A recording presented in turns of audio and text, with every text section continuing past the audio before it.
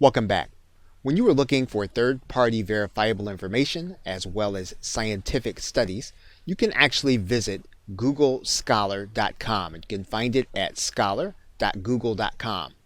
And you'll want to use this search area as if you were looking for studies, or if you were looking for surveys, or if you were looking for research. So for example, if we were going to look for research on low-carb dieting, we could put in our search term. And what you're going to find is you're going to find a number of different kind of results. Primarily, what you're going to get access to are academic and some professional studies. In some cases, you will not get the entire article. You may get access to some of the findings, and you may have to go beyond that or have a subscription to get the actual study. However, in most cases, you can look at the abstract, and the abstract will give you the basic and the most concise understanding of what the study actually says. And in most cases, this will probably be enough for you to summarize what the study says as well as to quote it in something that you are doing. Google Scholar will also allow you to create an alert where you can have new items sent to you. But one of the most important things that you'll want to do is you'll want to be able to take your operators and you'll be able to use them inside of Google Scholar. So in some cases, we might use a symbol operator and get a different set of results. So you want to take your cheat sheet and you want to use different sets of some of the search elements to use it to find different items in Google Scholar.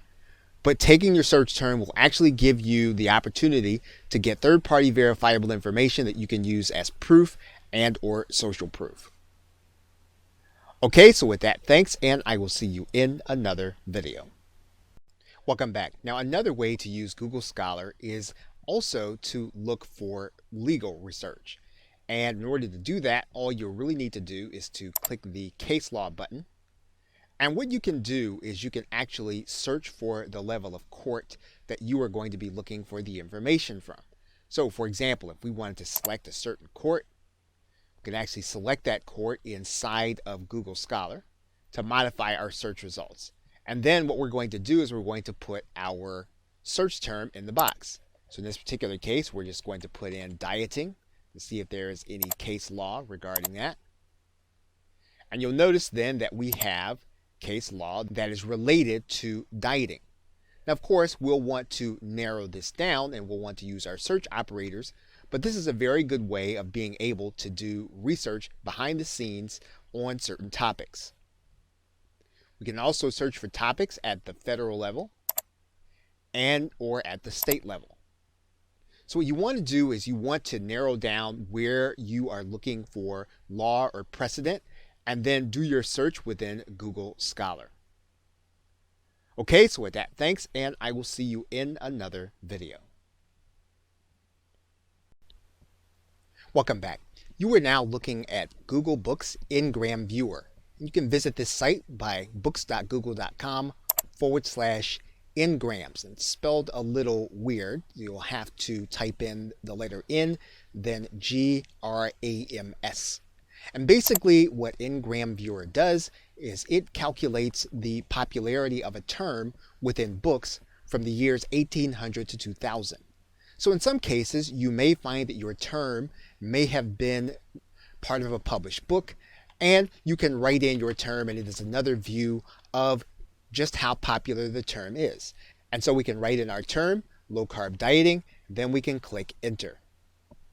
And actually, you'll see that this was a term that did not appear before 2000. And so what we can also do in some cases is we can change the case, although that probably will not necessarily change this particular term. Now, of course, if we were to just use the term dieting, that word would probably appear lots of times in the course of the last years. And you'll notice that the term really picked up in popularity after the 1960s. So again, this is just another way of getting another view of your keyword. And if your keyword was one of those terms that would have been used prior to 2000, you may be able to get some insight on it. Okay, so with that, thanks, and I will see you in another video. Welcome back. Now in this video, we are looking at Google Correlate, which is actually a subset of the site Google Trends. And basically what Google Correlate does is it gives you an idea of what search term actually runs in parallel in popularity to your term. You can actually look at the term over time. You can actually look at the term geographically also. So for example, if we were to look at our term low carb dieting, we'll be able to look at which search terms ran parallel in terms of its popularity also close to low carb dieting. We can also look at it not only over time, but we can also look at it geographically. So we can look at which terms actually ran together with low carb dieting and which states those terms were most popular. So again, this is another view of our search term, and it's a way of being able to look at how popular a term is relative to other things in a particular area. Okay, so with that, thanks, and I will see you in another video. Welcome back. You are now looking at the search term Think Insights, and there is a website that Google has called Think with Google. If you go to thinkwithgoogle.com, what this site actually is it gives us the marketing significance of certain topics in internet marketing as well as marketing in general.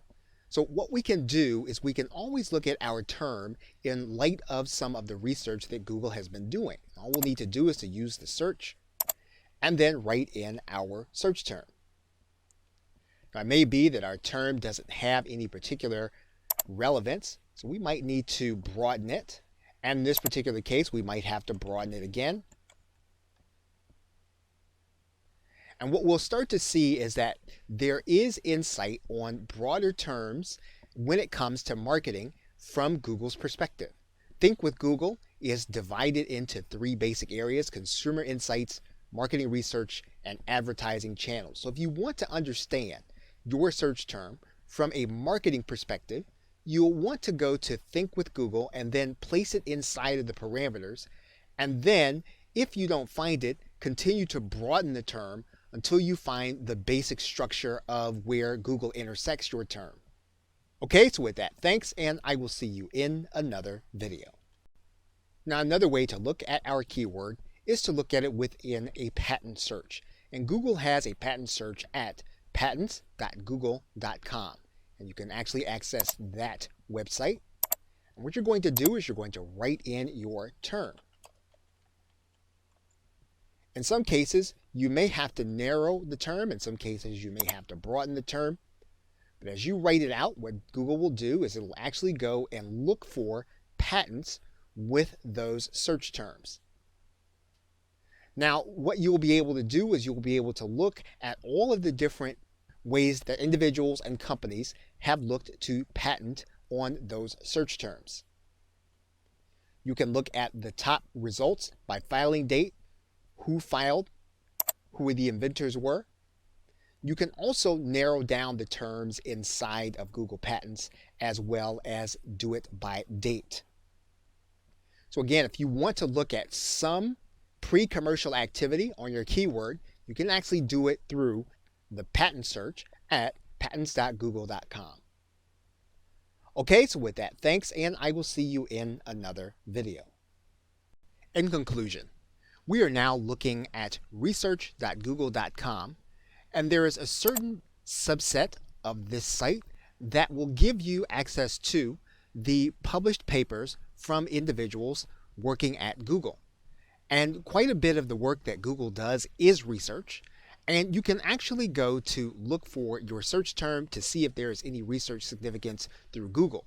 Now, of course, you may have to broaden your term or you may have to narrow it down, but you will typically be able to find that there has been some research done in proximity to a topic that you are looking at. So in this particular case, we're going to write in low carb. And this may not be of significance, so we might have to broaden out the search. And you'll see 19 published papers from individuals from Google. Now again, this doesn't mean that it will have direct relevance in terms of the research that you're doing, but it will give you insight as to what the people at Google are doing around your search term and how it relates to how it's being treated in the index. Most of the research is machine learning as well as marketing, but occasionally you will find some research that is behavioral in its approach. Okay, so with that, thanks, and I will see you either in another video or in another course. Wait, before you get access to your video course, I'd like to make you a very special offer and help you increase your productivity even more by helping you find the information you need when you need it from Google. Did you know that depending on how you type a phrase, you could find different information for your business, information for your health, information for your life? But what if I could show you the exact Google site to use when, let's say, you needed legal information? Or if you needed scientific information. Here's a hint, it's not google.com.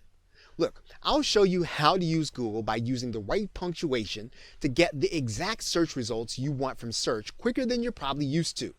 I'll do this in 25 no-fluff, to-the-point videos in less than 40 minutes. And all you have to do to get it is to hit the Buy Now button. That's it. It's yours, and you can see an instant increase in your productivity when you get started. So hit the buy button now.